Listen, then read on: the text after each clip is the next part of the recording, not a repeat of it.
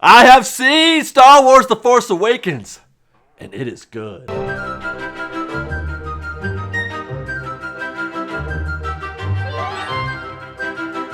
Man, has it been a long time since we've seen some new Star Wars.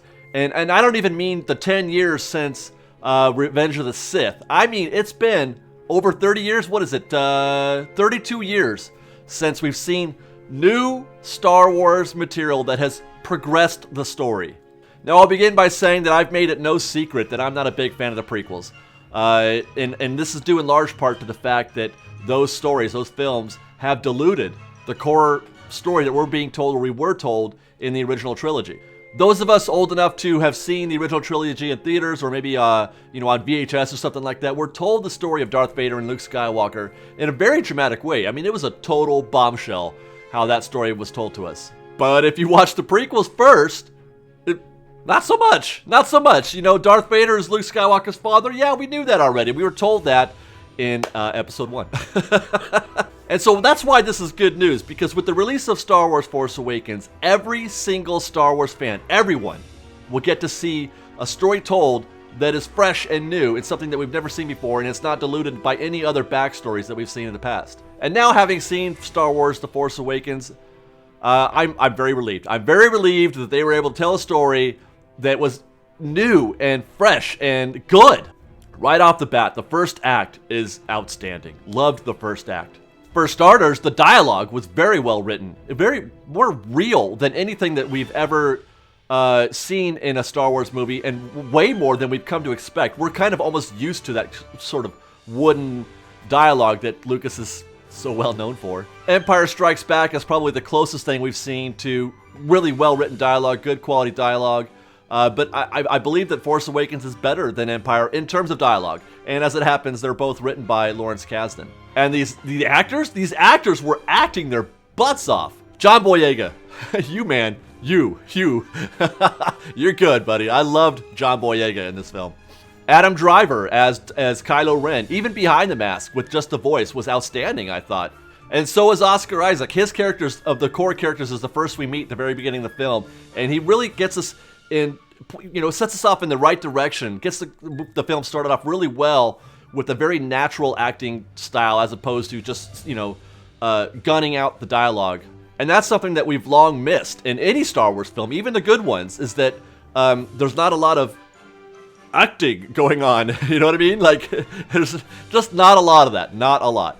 All the characters were set up beautifully, I feel like, and, with just enough backstory so we get to know them a little bit, not so much that it drags, it slows down the story. And this, by the way, leaves lots of room for additional films that we've been promised we're going to get. There's lots of room for side films, spin-offs, or what have you. This, Adam Driver or a Kylo Ren story is something that has to be told. So let's get into the film itself. I don't want to get into any spoilers. We're going to have no spoilers here, but I do want to say that the first scenes that we see on Jakku at night in the village, that is just some of the best filmmaking that I've seen in this kind of movie, in a Star Wars movie, or really any kind of science fiction movie. Some of the best filmmaking that I've seen in a very long time. We as viewers are seeing a side of these stories and of these characters in a way that we've never been told before. And for that, I totally thank you, J.J. Abrams. Thank you, Lawrence Kasdan. Thank you, Dan Mindel. He's the DP. You guys were outstanding. J.J. Abrams and Mindel have staged and framed the action sequences so beautifully. They put you in the action so well. It's kind of a visceral, almost like Saving Private Ryan sort of thing. You are there type situation. It really kind of made my heart race a little bit. And actually, a lot of that has to do with the way that they filmed the Stormtroopers. I've said in the past that I'm a huge fan of the Stormtroopers as a character, but both as the way, in the way that they're shot. Photographically, I think they look really cool on film and in a photograph. But I also love them as characters. They represent this stoic sort of, they don't take sides necessarily. They're just there to do a job and they get on with it. But inside those helmets, there are people in there. There are people inside those helmets. I even make a joke that Stormtroopers have a name. I got a wristband, and it says David. I'm a Stormtrooper, David the Stormtrooper. They actually don't. They don't have names. They are, I believe the FN 2817 or something like that. But what they've done with stormtroopers, and again, I don't want to give anything away, but what they've done with stormtroopers in this film, I don't know if anybody's going to get it, or if I'm alone in this and thinking this, but this movie is about stormtroopers almost for me.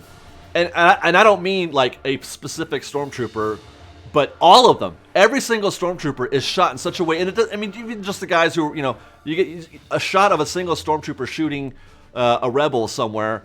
The way it's filmed is very operatic almost. They're not just, you know, throwaway figures, or, you know, when a stormtrooper gets, you know, blasted off his feet by an X-winger, it's shot with so much love and care. It looks really cool, you guys. It looks really cool.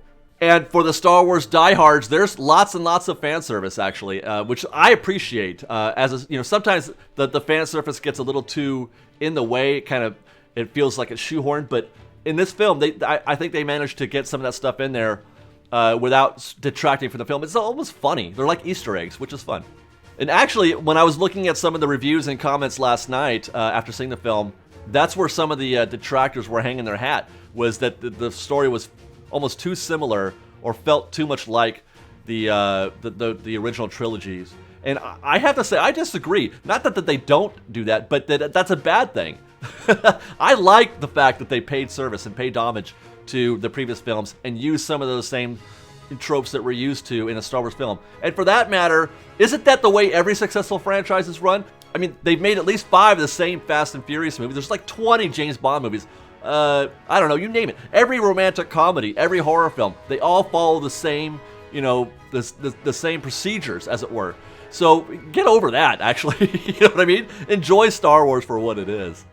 I'll just say, bottom line, Star Wars is a good movie. It was written well. It was shot well. It was, you know, the story moved, acted wonderfully. I don't know where I could find something negative to say here. As a matter of fact, I kind of hedged a little bit about, I didn't want to be all positive and just, you know, because it would sound like a fanboy and not be sincere. But I can't help it, man. I really, really enjoyed this film. I enjoyed it a lot, and it was just like cleaning the palate of the prequels and really getting us back into a forward-moving Star Wars story.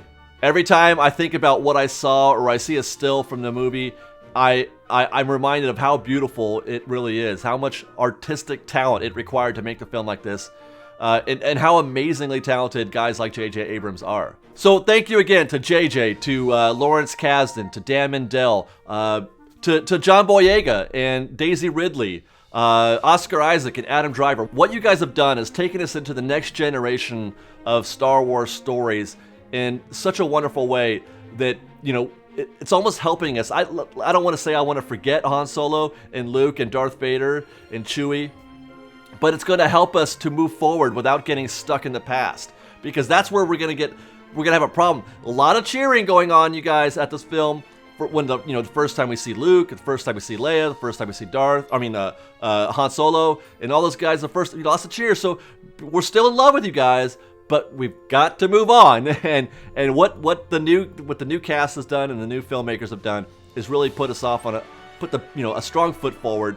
And I'm really looking forward to the next stage of Star Wars stories. But that's just my opinion, Fresh Baked. I want to hear from you guys as well. Did you like the film? Have you seen it? Did you like it? Are you scared at all about having a Star Wars universe that doesn't include our favorite characters? Are you scared of going forward into this new generation of Star Wars films with the likes of Adam Driver and Oscar Isaac and Daisy Ridley and John Boyega? Or do you just want to see more Star Wars? Doesn't matter. Give us more. You know, we got more spin-off movies coming. There's Rogue One, and I believe a Boba Fett. And who knows, like I said before, the Kylo Ren is a story that's begging to be told. Begging, and it's gonna be, it has to be. I can't get around it. But anyway, tell us what you think, Fresh Baked. Comments below, and we'll see you next time, guys. Fresh Baked and stuff, and may the Force be with you. But not the dark side, because we're all light side here. I'm just kidding. Dark side's welcome. I know you guys have cookies, so come on over.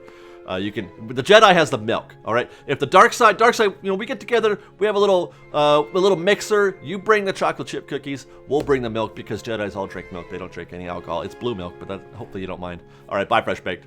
We've got lots more videos for you to see, so grab a churro and check out our Secrets in History videos, or maybe our ride-throughs. Or you can just watch all of our weekly trip reports and have your mind blown by how much fun we're having. It truly is the best of Disney Baked Fresh Daily.